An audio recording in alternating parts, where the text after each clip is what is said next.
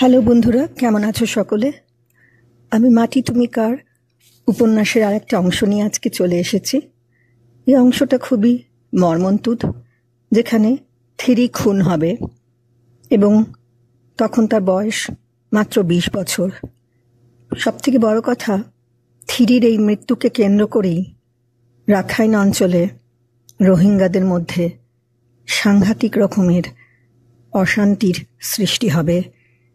বৌদ্ধ ধর্মাবলম্বী থিরির মৃত্যুর কারণ হিসেবে রোহিঙ্গাদের দায়ী করে মায়ানমার সরকার এবং স্থানীয় বৌদ্ধরা অত্যন্তভাবে রোহিঙ্গাদের উপর অত্যাচার শুরু করবে। সামান্য একটা ঘটনা, একটা তুষের আগুনের মতন দুটো সম্প্রদায়কে চিরদিনের জন্য বিভক্ত করে দেবে। শুরু করি তাহলে আজকের কথা কাহিনী। 27 মে 2012 দ্রুত পা চালিয়ে হাঁটছে থিরি। মনটা আজ ওর খুব বিক্ষিপ্ত। না, এই লাইনের কাজ আর পোষাচ্ছে না। এমন সব খদ্দের যে নিজের ইচ্ছে অনিচ্ছে বলতে কিছু আর বাঁচিয়ে রাখা যাচ্ছে না। কেন যে মরতে এই 3টে ছেলের কাছ থেকে আগাম নিয়েছিল। কতবার বুঝিয়ে বলল যে হঠাৎ করে একটা দরকার পড়ে গেছে, গ্রাম থেকে সদ্য খবর পেয়েছে আম্মু খুব অসুস্থ। সোনা অবধিও খুব অস্থির হয়ে উঠেছে, যে করে হোক ওকে একটু যেতেই হবে আম্মিকে দেখতে। সালিশি আদালতের বিচার আর থিরির রাথেডাং থেকে পালিয়ে যাওয়া, দুটো ঘটনাই আফির মন এতটাই ভেঙে দিয়েছিল যে আফির বেঁচে থাকার ইচ্ছেটাই হারিয়ে গিয়েছিল। কি এক কাল অসুখে আফি শয্যা নেয়, আর 2 মাসের মধ্যেই সব শেষ। আফি মারা যাওয়ার পর থেকে আমিও ধীরে ধীরে কেমন জবুথবু হয়ে গেল। বলতে গেলে একরকম ভাইয়েদের হাতের পুতুলেই পরিণত হলো। যে আকর আমলে তার থাকার জায়গা সাব্যস্ত হয়েছে রসুই ঘর লাগোয়া ভাড়ার ঘরে। রান্না বান্নার কাজটা এখনো তার কাঁধেই রয়েছে বলে পেটটা তার এখনো কোনো মতে চলছে।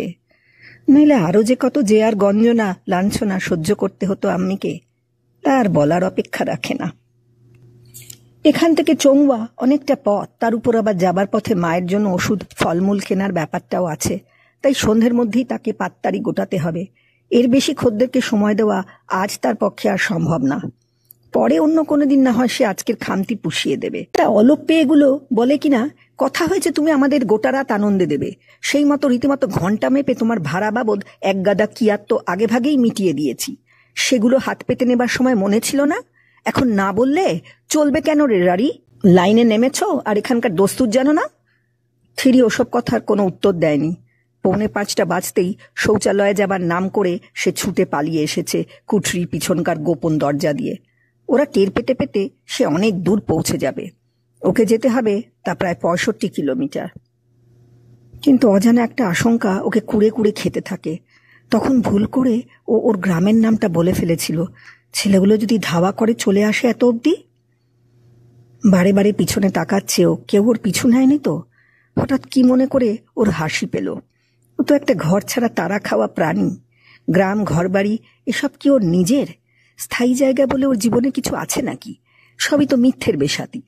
কিন্তু তাই যদি হবে, তবে এখনো কেন হোঁচট লাগে ফেলে আসা পিছু টানে? কি জানে, মাঝে মাঝে বোধ হয় ওর দুনিয়া একমাত্র সত্য শুধু এক অন্তহীন চলা।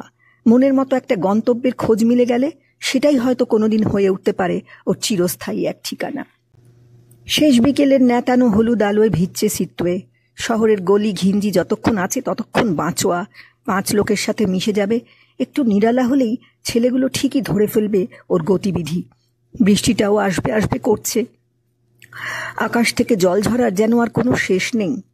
ডিসেম্বর থেকে এপ্রিল পর্যন্ত যা একটু শুখা মরশুম, নইলে বাকি 7 মাস জুড়েই বৃষ্টি ভেজা মৌসুম রাজত্ব করে এখানে। না, আরো জোরে পা চালাতে হবে। কিন্তু চলার গতি বাড়াতে গিয়েই থিরি টের পেল যে ওর পা দুটো বেশ টলছে। আজ অপরাহ্নের পানীয়টা মুখে তুলতেই খুব কড়া ঠেকেছিল। সঙ্গে সঙ্গে গ্লাস নামিয়ে রেখেছিল থিরি। মোটেই আর খেতে চায়নি। বারবার বলেছিল ওর বমি আসছে, কিন্তু ওই লম্বা লম্বা চুলের ছোঁড়াটা, কি যেন নাম বলেছিল, হ্যাঁ, ছেনথেন লাইন, পুরো হিংস্র জানোয়ারের মতো দেখতে, খুবই কুৎসিত। লোকটার দিকে প্রথমবার তাকাতে ভয়ে একদম কুকড়ে গিয়েছিল থিরি। আর গায়ের গন্ধটাও কি বোটকা, পুরনো পচা মাংসের মতন। সঙ্গের বাকি দুটো ছেলেও কিছু আহামরি নয়, তবে ওরা ছেনথেনের তুলনায় পরিষ্কার পরিচ্ছন্ন, আর বয়সেও মনে হচ্ছিল ছেনথেনের তুলনায় একটু কমই হবে। ছেনথেন যেমন ওদের কথায় কথায় দাবরানি দিচ্ছিল, বোঝা যাচ্ছিল সেই পালের গোদা। ছেনথেন থিরির ঘ্যানঘ্যানানি প্রথমে হেসে উড়িয়ে দিয়েছে, তারপর রীতিমতো ধাতিয়েছে, জোরাজুরি করে আবার ওর হাতে গ্লাস ধরিয়ে দিয়েছে। থিরি সজোরে মাথা নেড়ে প্রতিবাদ করতেই সকলে মিলে পানীয়ের গ্লাস ওর মুখে ঠুসে ধরেছে। তখনই বিষটা গলায় ঢুকে গেছে বেশ খানিকটা। ওতে অন্য কিছু মেশানো ছিল কিনা কে জানে। ওরা মোটেই ভালো না, থিরির বুঝতে ভুল হয়েছিল। পস্তাচ্ছে থিরি এখন। মাথায় গদাম করে কিসের একটা বাড়ি পড়ল। পড়ে যেতে যেতেও পচা মাংসের মতো বোটকা গন্ধটা থিরির নাকে এসে ধাক্কা মারল। এ তাহলে নিশ্চয়ই ওই ছেনথেন বলে লোকটা।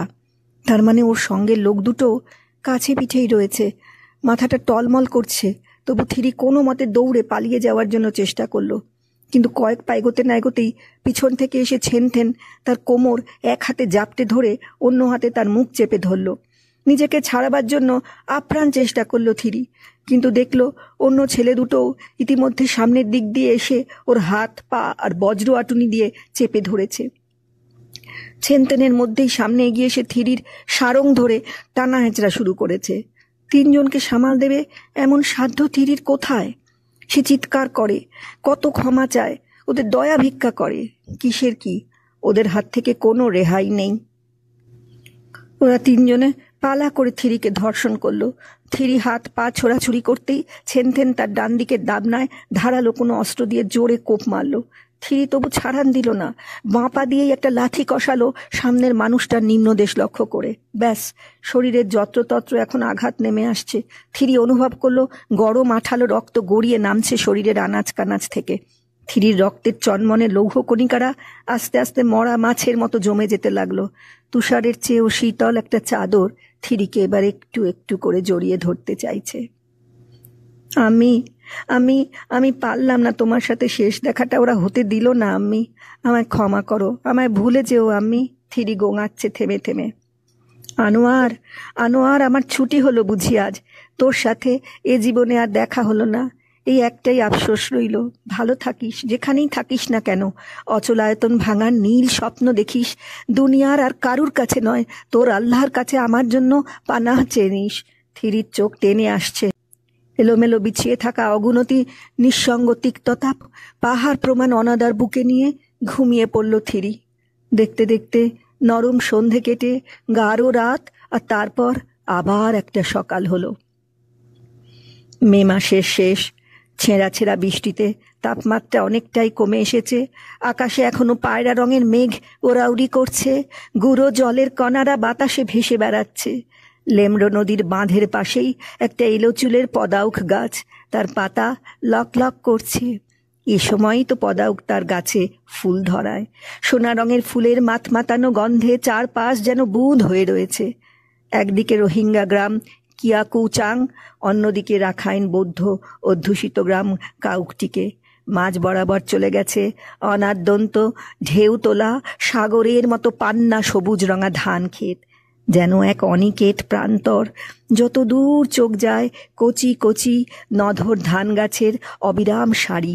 ঝোড়ো হাওয়ার ঘূর্ণির সাথে তাল মিলিয়ে ধান শিশুদের মাথা একদিকে হেলে যাচ্ছে, আবার পরক্ষণেই তারা উন্নত শির হয়ে উঠছে।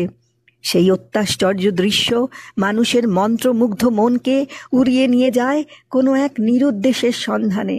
কোনো এক অজানা হাতছানি ডাক দিয়ে যায় অচিনপুরের, হারিয়ে ফেলে মানুষ তার মনকে এই নিঃসীম সৌন্দর্যের কাছে। আর ঠিক সেখানে একেবারে সেই অসীম সনসনে হাওয়ায় দোদুল্যমান ধান্যভূমিতে উছলে ওঠা শরীরের মেয়ে থিরির মধুমালতী ফুলের চেয়েও নরম মনোলোভা দেহখানি এখন ক্ষত বিক্ষত বিস্রস্ত অবস্থায় অবহেলে পড়ে রইল। থ্যাতলানো বিবস্ত্র দেহটা যেন উপুর হয়ে মাটির বাস শুকছিল। মাটি তো সকল দেহকেই বিশ্রামের আঁচল পেতে দেয়, সে জীবিতই হোক বা মৃতপ্রাণ। সেখানে জাত পাত ধর্ম অধর্মের কোনো ভেদাভেদ নেই। থিরি এখন বেবাক একা। তার আজন্মের চেনা গ্রাম, পাহাড়, শিলাবতী থেকে সে এখন অনেক দূরে কোন মুক্তিপথে একা একাই পাড়ি দিল।